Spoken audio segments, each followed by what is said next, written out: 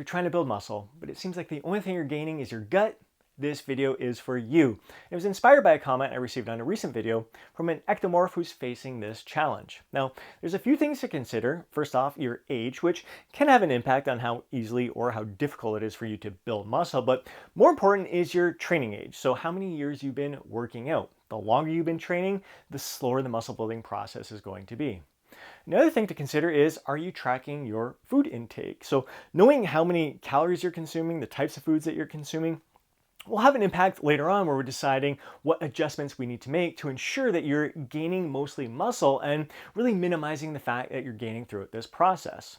Another thing to consider is how quickly you're gaining weight, how long this muscle building process has been going on for, and how quickly you've been gaining the weight throughout that process. Now, if you're gaining more than 2 to 4 pounds per month, so more than half a pound to a pound per week, you are being a little bit too aggressive with your muscle building approach here. You need to kind of slow things down a bit. Now, what is really important is that you should accept some fat gain in the process. You don't want to be going through this muscle building process and just a couple weeks in, 3 weeks in, you're like, oh my God, I see that accumulation of fat here. It's time to cut. You don't want to be doing that. You want to make sure that you're remaining in a muscle building phase for at least 4 months. Give yourself time to grow. So really setting that pace accordingly is going to allow you to accept some of that fat gain and allow you to stick with this muscle building process for the long term. Now, a great example would be one of my coaching clients, Eric. He's 42 years young. He's been training for a long time. He's 6 foot tall, a lean dude. He's an ectomorph. I would consider him an ectomorph as well. We started off together going through a fat loss phase to kind of reveal his foundation, to see the kind of musculature that he had and what we had to build upon there. So went through that fat loss phase, and now we've been going through a muscle building phase for the past 7.5 months, and he's gained 23 pounds throughout this process. Mind you, the first 3 pounds happened immediately, going from a calorie deficit to a calorie surplus. So looking at it in the big picture here, he's gained a little under 3 pounds per month. So right on point with that 2 to 4 pounds of weight gain per month here.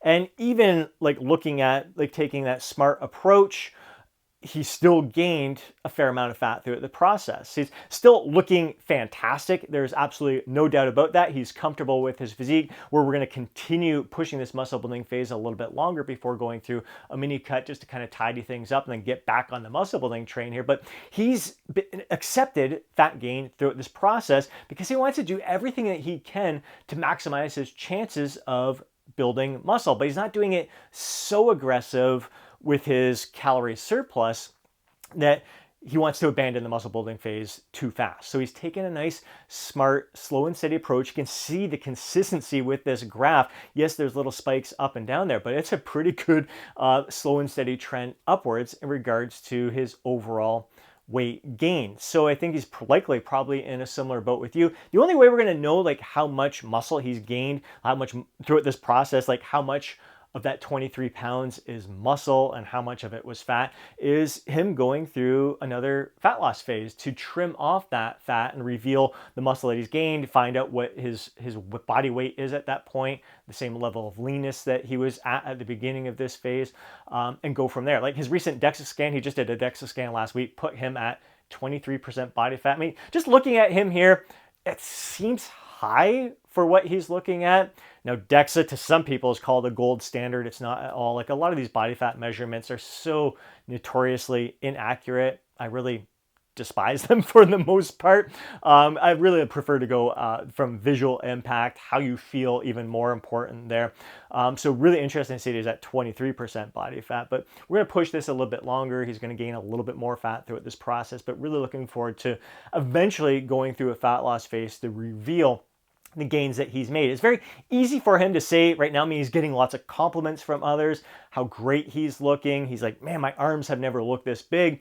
He's filling out his sleeves more, especially his triceps are growing here. We've had a lot of fun playing with different training frequencies. He's been following a high frequency plan up to this point right now. But he's gained fat in the process. So is he stretching his sleeves because he's gaining muscle, or is he gaining fat? So again, we're not going to jump to any conclusions right now until he goes through the fat loss process to really reveal how much muscle he's actually gained throughout this. So my recommendation, it's going to depend on, again, your training age more than anything. Eric's been training a long time. This is as aggressive as I would want him to be, gaining them around that 3 pounds per month, because any more than that, it's just going to be fat gain. And that's what we see in the research as well. Recent research has come out that shows like there's really not much of a difference at all between how much muscle you gain consuming maintenance level calories, a 5% calorie surplus, and a 15% calorie surplus there. The only difference with the 15 calorie surplus is you're gaining more fat than the other groups there. So yeah, you got the scale weight going. The benefit of the 15 calorie surplus is that you know for sure that you're gaining weight, you're in a calorie surplus, because you can see that scale weight going up and up and up. Whereas like a 5% calorie surplus, for me, let's say my maintenance level calories is somewhere around 2,500.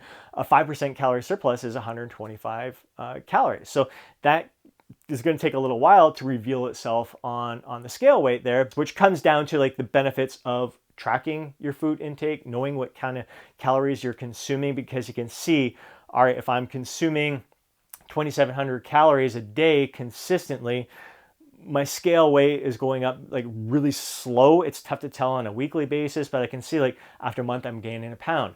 After 2 months, I'm up now 2 pounds. I'm averaging about a pound a month. I see that upward trend there. Or, you know, holy smokes, okay, I'm consuming 3,000 calories and I'm gaining 5 pounds a month. I need to slow things down here. It really comes down to experience. And for myself personally, after I lost 50 pounds 13 years ago, I went through a lengthy muscle building phase, about 7 months, where I gained 30 pounds, cut that down, and it was like minimal muscle gain. So I'm thinking, okay, 30 pounds, not worth it when it's mostly fat. So then I went through the next 5 years of only gaining 20 pounds during my muscle building phases, cut it down, no difference from 30 pounds in regards to muscle gain. So then as like after 7 years ago is when I went through my last 12-week fat loss phase, where I lost that 20 pounds for the final time. And now I've kept it within 7 to 10 pounds, and really noticing no difference in muscle gains, whether I gain 7 pounds or whether I gain 30 pounds. The only difference is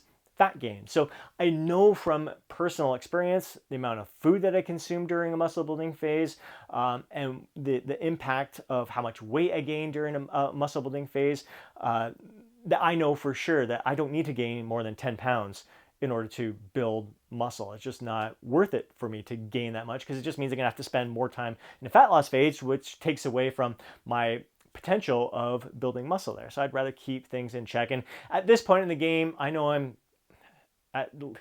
damn near or at my genetic muscular potential.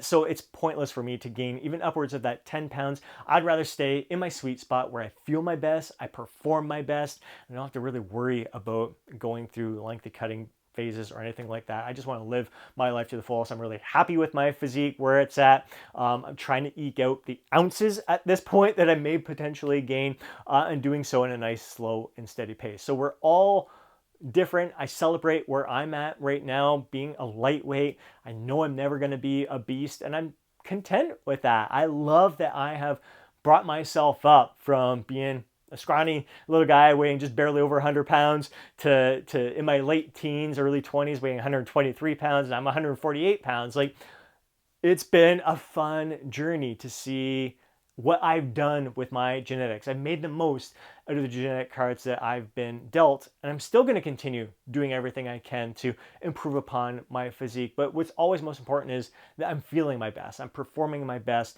I'm living my life to the fullest. I hope this helps. I hope you guys enjoyed this video today. If you did, please do me a huge favor and smash that thumbs up button. I'd really appreciate it. And if you want to see more videos like this, be sure to subscribe to the channel, hit that alert button so you're notified each time I upload a video. If you know a fellow bro who would benefit from watching today's video, please do me a favor and share it with them. But more than anything, I want to hear from you down in the comment section below. Share your thoughts, share your insights, share your feedback, and your own personal experiences, like we just had here with the struggles, the challenges of building muscle or losing fat. And hearing from others. We're in this journey together, learning and growing together. So if you're facing challenges, let us know. I'd love to address them in upcoming videos here. So again, we can learn and grow together, building each other up, bringing out the best in each other. Before you go, don't forget to download your free guide, Lose Fat, Get Jacked. I'll include it down in a link in the description, as well as a top pinned comment. Have yourself an amazing day. I'll catch you in the next video.